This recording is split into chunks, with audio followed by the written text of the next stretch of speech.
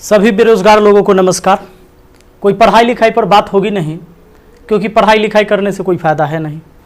पढ़ाई लिखाई करा के ही क्या करेंगे जब आपको रोजी रोटी हो ही नहीं सकता आपके पढ़ाई लिखाई से। समस्या इस बात की है हमारे देश में कि मोदी जी केवल अपने मन की बात करते हैं। कभी इस जनता के भी मन की बात सुन लिया कीजिए।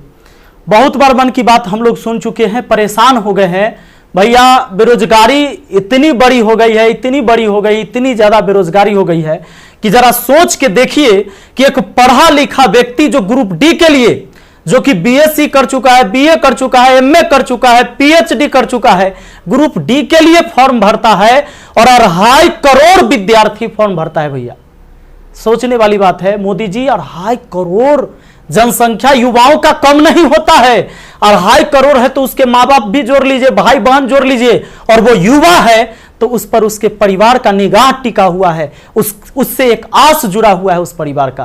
प्लीज आपसे हाथ जोड़कर विनती है हमारी। अब कहिएगा कि आप पगला काहे गया है। लोग कहेंगे, कुछ नेता लोग, देखो हमरा कोई पार्टी या पॉलिटिक्स से कोई मतलब नहीं है। जैसा बीजेपी वैसा ही कांग्रेस, वैसा ही आरजेडी, वैसा ही जदयू, सबका हाल वही है। अगर कांग्रेस का हाल बेकार नहीं होता तो बीजेपी नहीं आता, और आरजेडी का बुरा हाल नहीं होता तो जदयू नहीं आता। सबका यही समस्या है। मुझे किसी पार्टी से मतलब नहीं है, लेकिन मुझे अपने आदरणीय प्रधानमंत्री नरेंद्र मोदी जी से मतलब है। ये छात्र ने आपको बनाया है, ये छात्र ने आपको जिताया है, और केवल आपको अपने मन की बात करने के लिए प्रधानमंत्री नहीं बनाया था। कहेंगे कि तुम्हारा क्या जाता है भैया, तो आपको पता है जब आप देश के खातिर अगर कोई भी चीज युवाओं से आप कहते हैं कि भाई योगदान करो। अभी कोरोना वायरस के समय सब लोगों ने आपका योगदान किया, मैंने भी किया, 1 लाख रुपए डोनेट किया था। मेरा अधिकार बनता है कि मैं आपसे सवाल पूछूं। मीडिया वाले आपसे नहीं पूछेंगे, क्योंकि मीडिया वाले आपके हिसाब से चलते हैं।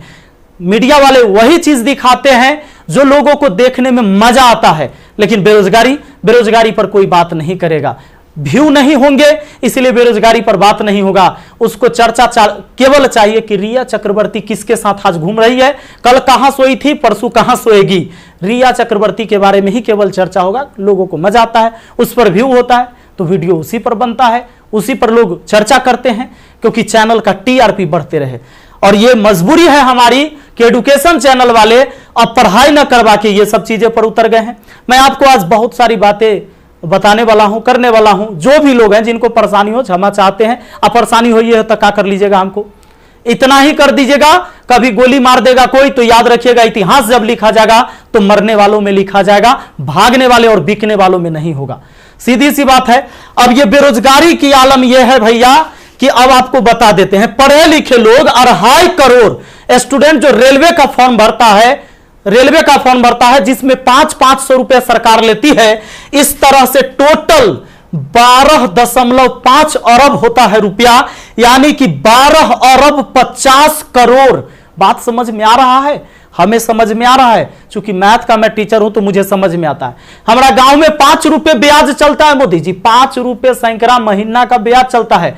3 रुपए मान लेते हैं कि मोटा रकम है तो 3 रुपए। अब 3 रुपए से हमने निकाला 3% से महीना का, चूंकि महीना में ब्याज चलता है गांव में, तो इस तरह से 12 महीना में 36% हुआ, 2 साल में 72% हुआ, और ये 12.5 अरब का जो ब्याज हुआ वो 9 अरब हुआ। 2 साल आप लटका दिए रेलवे वाला फॉर्म भरवा के लड़का सबको 500 रुपया लेके। अब आप कहिएगा कि एग्जाम के बाद तो हम पैसा लौटा देते हैं, लेकिन बात यहां यह है कि पैसा तो आप लौटा दीजिएगा, 100 रुपया रख लीजिएगा, 400 लौटा दीजिएगा, लेकिन 2 साल में आपने बिजनेस कर लिया है 9 अरब का। भैया बहुत होता है 9 अरब, कोई साधारण बात नहीं है। अब देख लीजिए, आप कहेंगे कि इतना बकर बकर कर रहे हैं, भाई गरीब आदमी है। जब मेरे अकाउंट में केवल 1,23,000 रुपया था ना, तो 1 लाख रुपए हम पीएम केयर फंड में दिए थे। काहे जानते हैं? कि कोरोना से लड़ाई लड़िएगा ना, तो कोरोना से लड़ाई लड़िएगा तो देश हित में ही पैसा जाएगा। इस पैसा से जब वैक्सीन बन के आएगा, या हमारे साइंटिस्ट लोग जब इस पर रिसर्च करेंगे वैक्सीन पर, तो खर्च लगेगा। तो आदमी किसके पास जो औकात था, 1 रुपया, 11 रुपया, 100 रुपया, 50 रुपया, 1 करोड़, 500 करोड़, 1000 करोड़ लोगों ने योगदान दिया, जिनसे जो हो सका। पूरा देश आपके साथ खड़ा था, आपके साथ खड़ा था, और याद रखिएगा कि ये युवा बेरोजगार रहेगा तो आपके विरुद्ध खड़ा होगा, भैया तख्ता पलट जाएगा। ये बात पक्का सुन लीजिए, कहा कि आज हम दिल से बात कर रहे, दिल से बात किए थे तब ना मदद किए थे। अब देख लीजिए 30 मार्च को मैंने योगदान दिया था 1 करोड़ रुपए, हमारा तब पागलपन चढ़ल था। हम तो अपन गलती का पश्चाताप जूता से मार के करते हैं, लेकिन याद रखिएगा कि जूता उस नेता को भी पड़ेगा जो वोट मांगने आएगा हमारे यहां। याद रखिएगा, ये पूरा देश में अब बवाल होने वाला है। अगर सही टाइम से एग्जाम नहीं लीजिएगा, युवाओं को रोजगार नहीं मिलेगा, तब आपके मन की बात नहीं होगी हमेशा, ये जनता के भी मन की बात होनी चाहिए। यहां पर आप नहीं, आपको पता चले तो जिन लोगों को बुरा लगता होगा सर्च कर लीजिएगा, प्रधानमंत्री राहत कोष में 1 लाख रुपए का योगदान दिया। मैथ मस्ती लिखिएगा, ये लाइन लिखिएगा, मैथ मस्ती लिखिएगा, जरूर आ जाएगा, आपको पता चल जाएगा। हमारा घर भी करकट का है और फिर भी अकाउंट में 1,23,000 था, 1 लाख रुपया डोनेट किए थे ताकि हमारे देश में खुशहाली आए और इस कोरोना वायरस से हमारा देश लड़े। ए भाई, वो बच्चा के पैसा दिया हुआ है, जो हम पढ़ाते हैं ना, वो वीडियो देखता है ना, वो व्यू होता है, उसे पैसा आता है, वो पैसा हम आपको दिए थे। पाप लगेगा ना, तो तनी ध्यान दीजिए यहां पर। ये देखिए, कहते हैं कथी कि स्थानीय खिलौने बनाकर आत्मनिर्भर भारत बनाइए। खिलौना तो हम बनल है, जैसे मन होता है आप खेल रहे हैं, जो आप कह रहे हैं लोग वही कर रहा है। अब हम कौन खिलौना बने? खिलौना तो जनता बन चुका है आप लोगों का। ये हमारे मोदी जी थे, ये हमारे नीतीश बाबू हैं। इनका चाल सुनिएगा, इनका चाल क्या है। अभी जब चुनाव आने वाला है तो बिहार पुलिस के बहाली निकाल देंगे, बिहार पुलिस के बहाली निकाल देंगे तो भारी संख्या में एग्जाम को करवा लेंगे, रिजल्ट नहीं देंगे। अब एग्जाम दे के लड़का फसल है कि अगर नीतीश जी नहीं आते हैं तो फिर आगे रिजल्ट नहीं आएगा, कोई ना कोई बवाल। चूंकि बिहार में कोई एग्जाम जो है ये ना है कि साफ सुथरा से हो। आप देख रहे हैं बिहार एसएससी का एग्जाम कितना साल में हुआ है, आदमी बूढ़ा गया, जवानी में दिया था एग्जाम और रिजल्ट आते थे बूढ़ा जाएगा। अब चूंकि बिहार में एग्जाम ऐसी होता है, तो ये क्या होगा कि रिजल्ट होगा चुनाव के बाद, मजबूरन फिर नीतीश कुमार जी को चुनेंगे, शिक्षक के बहाली आ जाएगा, बिहार पुलिस के बहाली आ जाएगा, सारे बहाली, दरोगा सब के बहाली आएगा। ये कब होगा? चुनाव के टाइम में भैया। तो नीतीश जी का जो ये था, इसमें इन्होंने कहा कि नल जल का रख रखाव करने के लिए वार्डों को 2-2 हजार रुपया मिलेगा। हे प्रभु, ये 2-2 हजार कहला दे रहे हैं, नल जल के दशा दिखा दें। 33,000 करोड़, 33,000 करोड़ रुपया आपने बिहार में नल जल पर खर्चा कर दिया। आज आपको असलियत हम दिखाते हैं, इस वीडियो में देखिएगा आप लोग जरूर।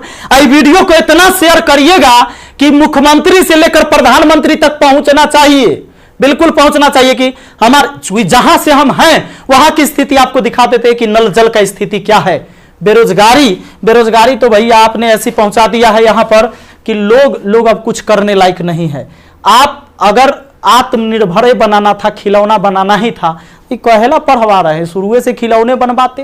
कहेला 500-500 रुपया लेके फॉर्म भरवा लिए और 2 साल में 9 अरब आप ब्याज कमा लिए।